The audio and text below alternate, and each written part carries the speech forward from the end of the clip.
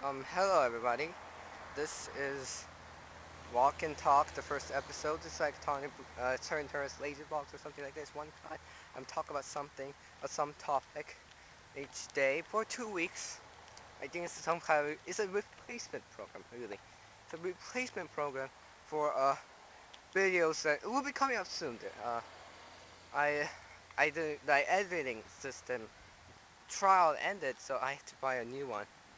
Uh, yeah, so that will be delayed for any edited video. So every video, probably for the first week, must be unedited or edited very roughly. So it's yeah. So that's why I'm doing this. But I only want to do this anyway. Because I think it's more of a hands-on touch with talking. Because I talk when I walk. That's why I talk. Yes. Anyway, I was gonna talk about I am gonna talk about history and history. And I was walking by the Factoria here. Uh, if, if you've seen that, I was going to Factoria. Uh, I went to Factoria. Sorry for the burp tenses. It's and there's a thing down in the side block that talks about the history, the local history up here. And it says, there's one plaque that says there is no history here, which is ironic because talk about history. Uh, And the history, it seems acquainted, it seems old, it seems far-fetched, but the history itself is quite near us because it's a making, it's an action. History is an action of the past and the future and the present. It's something that's everywhere. The history is everywhere. Every person has a history. Every family has a history. Every place has a history. And how boring my story might be, uh, it will get something interesting. It will be interesting if you listen to it quite gently. It just think about it. It will be always interesting, the stories. And that's why I like history. That's because history is a bunch of stories. It's a history, it's a story of many, many different people.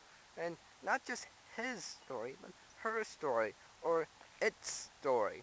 Uh, Story of everything and everyone that was existed in reality, or what we presume to be reality, really. But that's for another time. And when we talk about history, and I was talking about history, and another thing that I like about history is how connected these two things are. How local connection kind of deal with something that's far away. I mean, how I think I talked about this. I don't know this. I think it's not in the video, but how Mensa Musa financed the Renaissance. That's an interesting thing. How someone from the completely different continent completely didn't know what the Renaissance was. I mean, and descended. No one knew what Renaissance was, obviously, but he financed it. Why? Because things go on, and there's connection between the people. And I see people talking and say, like, how does Europe matter? How does crisis in Europe matter to us? We're United States, they're Europe, they're 2,000 miles away. And it's like, what?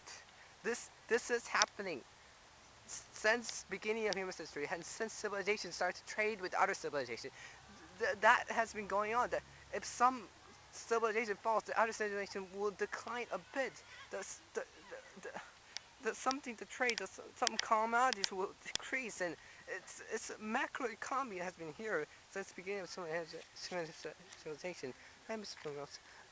Teacher over there, and it's kind of stupid. It's kind of not far-fetched. It's not backwards thinking. It's not arcane thinking because in backward arcane times there was still macroeconomy. It's a very deformed thinking to see. We're in the United States. Why Europe doesn't? Because we, it's since human start of human history, this has been mucking up, and you, at Roman times, if you're trying to be some kind of a financial predictor, you have to know what China's doing. I mean, Rome got into some kind of recession because of China. It's internal problems within the dynasty of China. which is which is quite serious. It's like back in those days, they had barely little idea what China was, but they're still affecting them. Uh, it's and how this stereotypes of this little country that's it's like really gets subverted at the times. How samurai had guns, obviously. Samurai had guns. It was a gun empire. It was a gunpowder empire. It was sometimes not surprising if you're just bored with it, but if you really think of it, it's very surprising. It's how many people think samurai is just sword fighting, but they had guns. They had poor guns, but they had guns. They had muskets, same musket that we use in our revolutionary hours.